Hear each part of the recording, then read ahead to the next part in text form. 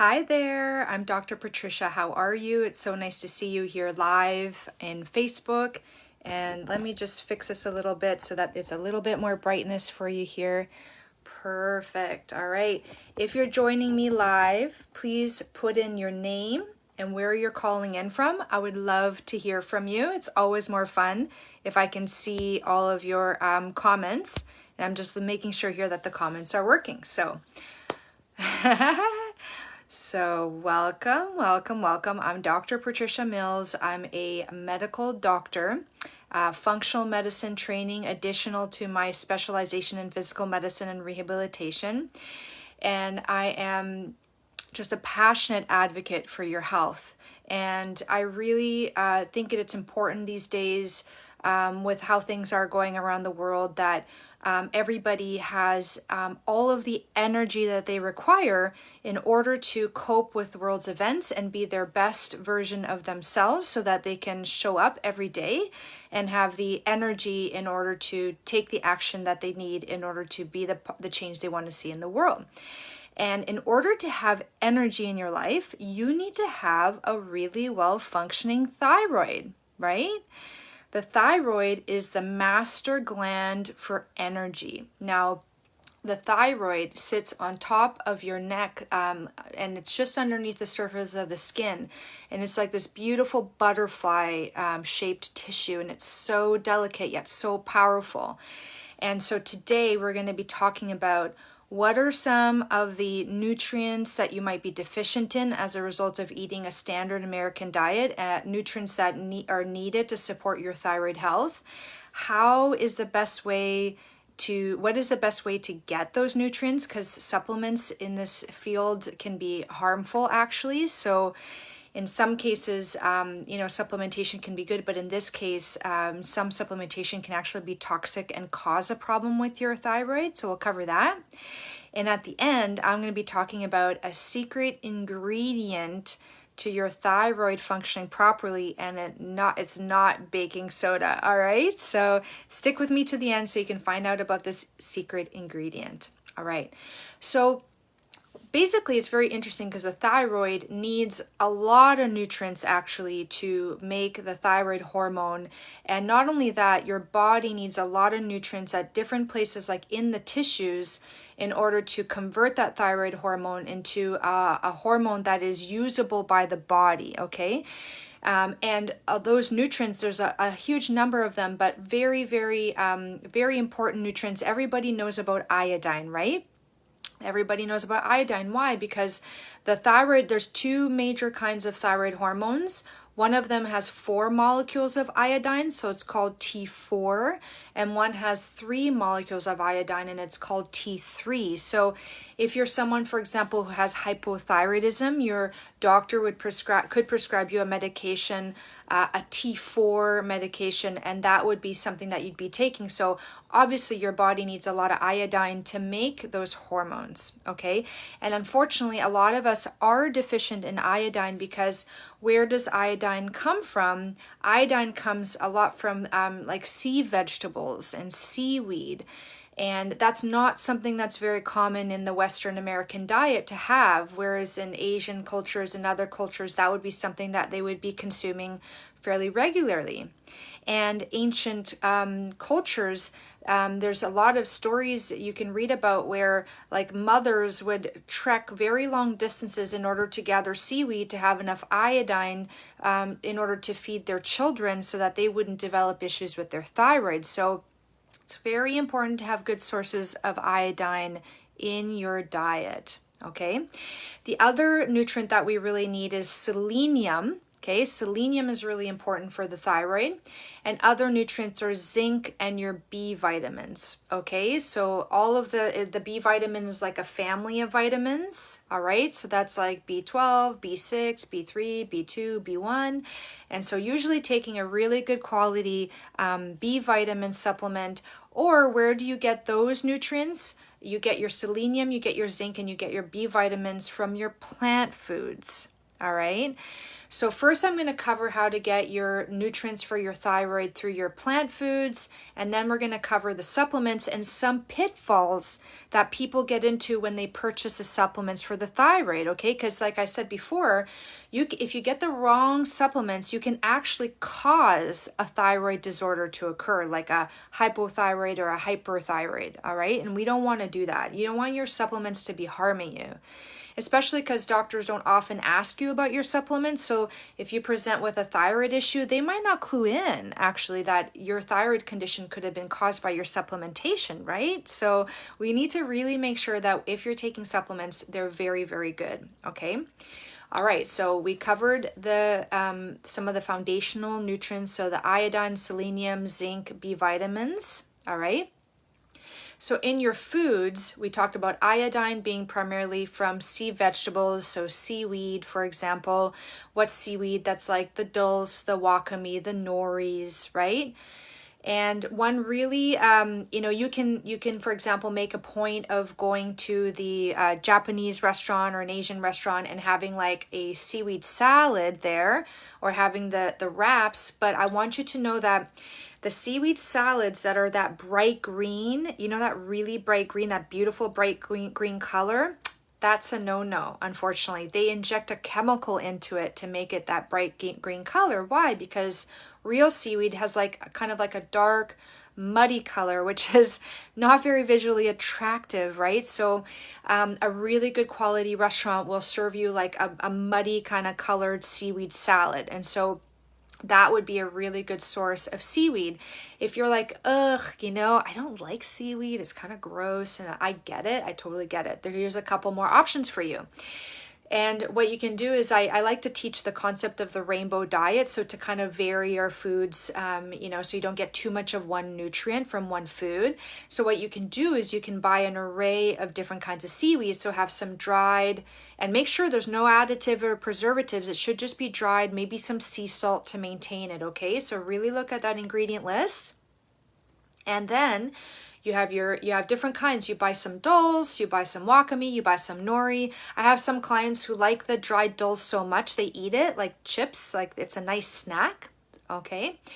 And if you're not into eating dried seaweed, what you can do is take a pot of water and drop the seaweed in there and just cook it in the water, and that becomes your iodine water, right?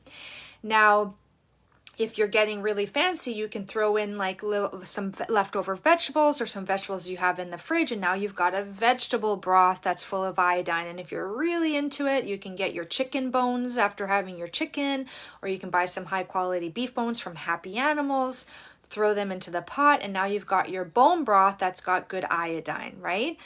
Now you might be asking, well, doesn't salt have iodine added? And my answer to that is yes. Table salt, when the government and the health authorities realized that a lot of people were actually deficient in iodine, what they did is they made it a requirement, or found a way that they could add iodine to table salt.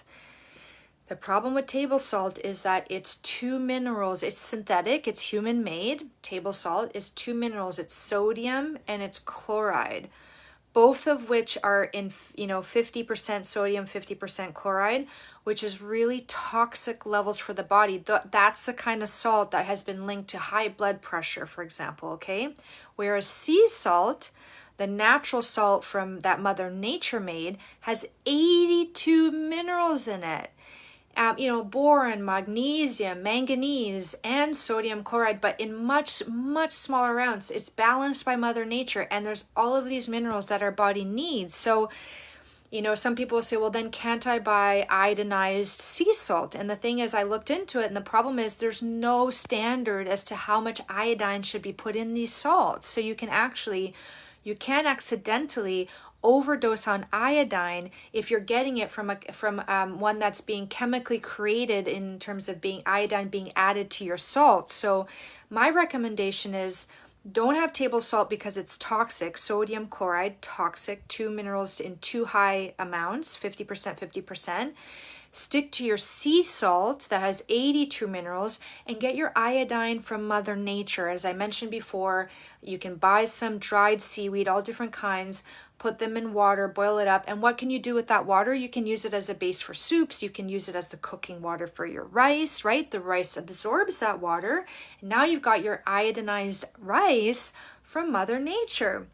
And it's really interesting, but I found these snacks for my kids. They're called sea snacks, SNAX, and they're dried seaweed that's roasted with olive oil. So look at the ingredient list again. You don't want to buy the kind that has a bad oil like sunflower oil or canola oil, soybean oil, safflower, all those things. You want to just see olive oil and no preservatives or additives. I don't get the one with natural flavors. I just get the original. It's very, very good, and it's a great way for kids to eat their seaweed. And I even use these sheets as like burrito sheets. It's really fun. And it's a quick and easy way. And it's also like a good snack option because it's hard to find snacks for kids when you're trying to eat healthy and help them eat healthy. All right, so we covered iodine. Zinc is something that is you can generally get from mussels, and clams have a lot of zinc. If you're not eating that kind of food, you can get zinc from like nettle tea. There's a lot of herbs and things that have zinc in it. The key is you have to eat it every day and you kind of use it up every day. So for me, I actually do take a zinc supplement, and I like my zinc to be liquid zinc, okay, because it's better absorption. All right. And I'll tell you when I talk about supplements, which kind. But if you're eating a very diverse whole foods, like vegetables and plants diet, you're probably going to be okay with your zinc. But here's what will minimize your zinc absorption from your foods. Nuts, for example, right? They have a lot of zinc in them. But the problem is if they're not soaked and sprouted, okay, so sprouting nuts just means leaving them in water for about 12 hours, and then you drain it, and then you can put it in a roasting pan and gently dehydrate it at the lowest temperature in your oven for another 12 hours. That deactivates a chemical in the nuts called phytate. And phytate, if you don't deactivate it, will bind the zinc, and now you don't have zinc available for your body to ingest. All right. So there's a reason why there's a big fad for fermentation and sprouting and overnight soaking and that kind of stuff, is because it deactivates these compounds that stops your body from absorbing nutrients like zinc, right? So I do soak my nuts overnight and then dehydrate them. And I also supplement with zinc, which I will tell you about soon. And then your B vitamins generally come from your leafy greens. So that's your kales, your spinach, your vegetable, like your broccolis, your cruciferous vegetables, like your Brussels sprouts, all those things. Those generally have really good B vitamins, okay? But let's say you're someone who either hasn't yet gotten up on your vegetable game, or let's say you have some digestive issues, like you can't digest your food properly. Let's say you've got issues with constipation or diarrhea, some bloating. Let's say you have a leaky gut, for example, lots of food sensitivities. You might not actually be able to absorb your nutrients through your foods. Now, the iodine, I do not recommend supplementing with iodine because there were studies done on iodine supplements, and almost all of them had 3 to 4 times the dose, the recommended dose, the dose that they said on the label.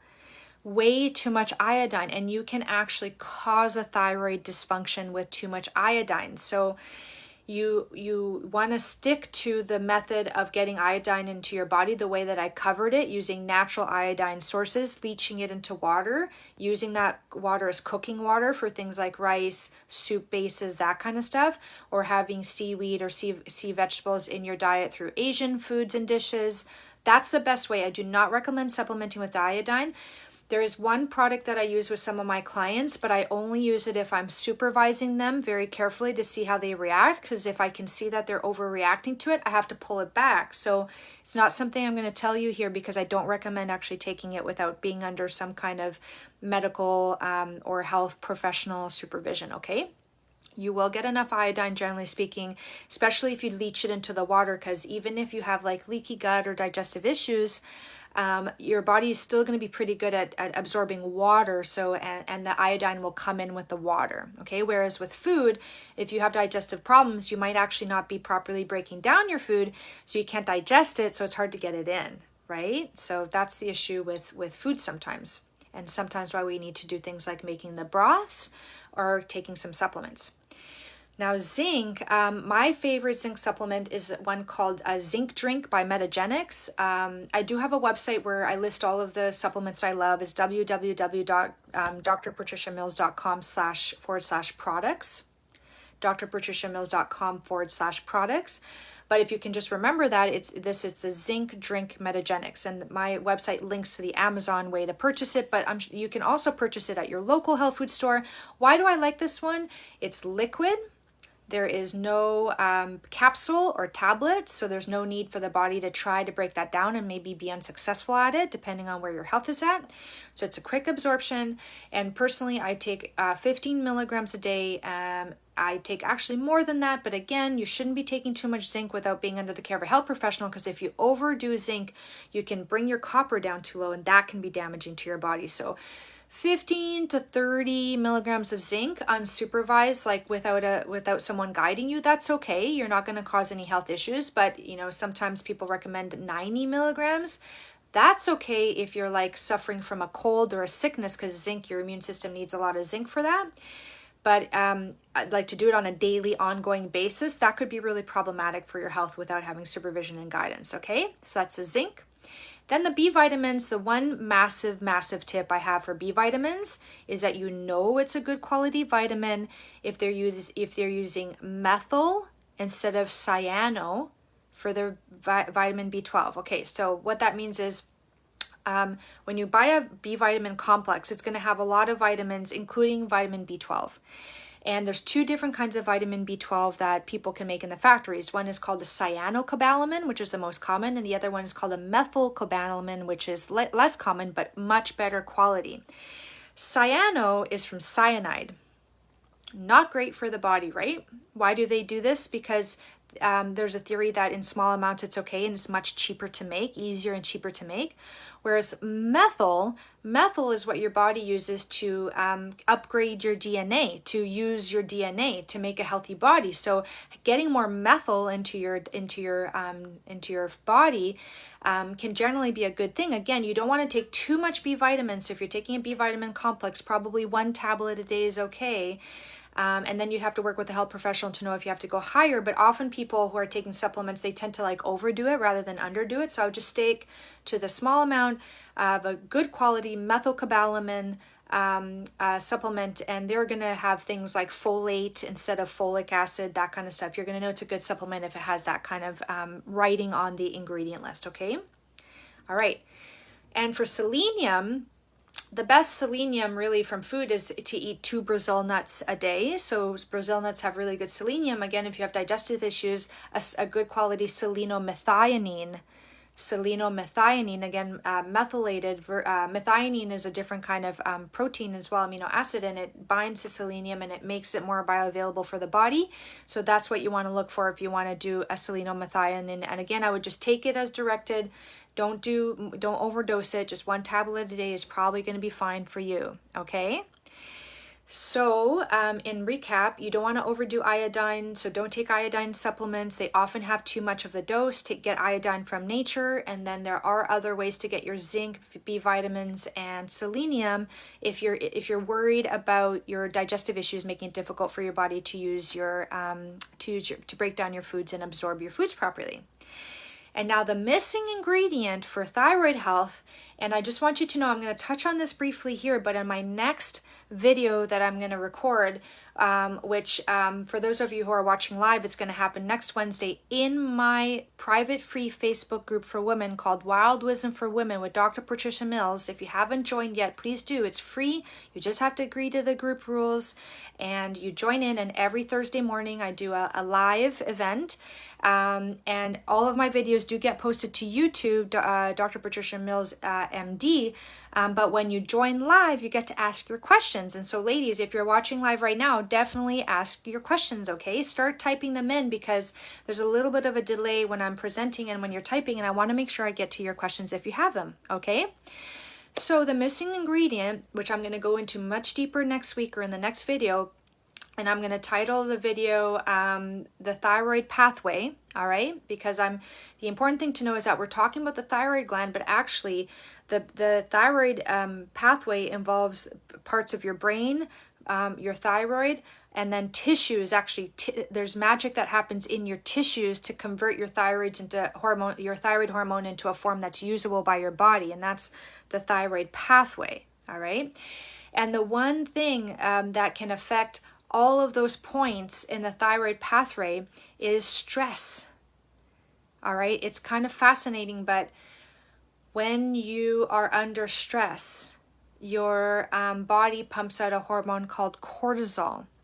And cortisol has very negative effects on the functioning of the thyroid pathway. All right.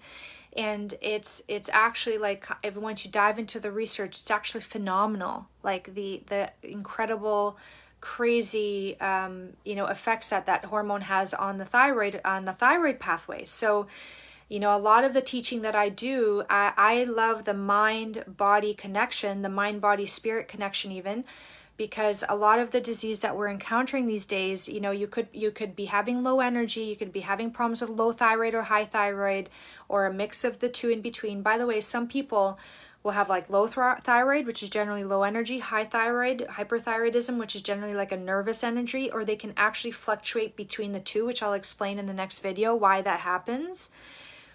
And that can be, some people even get misdiagnosed as having bipolar disorder, because they're just like, their moods are just like all over the place. They're depressed, they're manic, they're depressed, they're manic, right? When actually what they have is an underlying issue with their thyroid pathway and their thyroid, all right?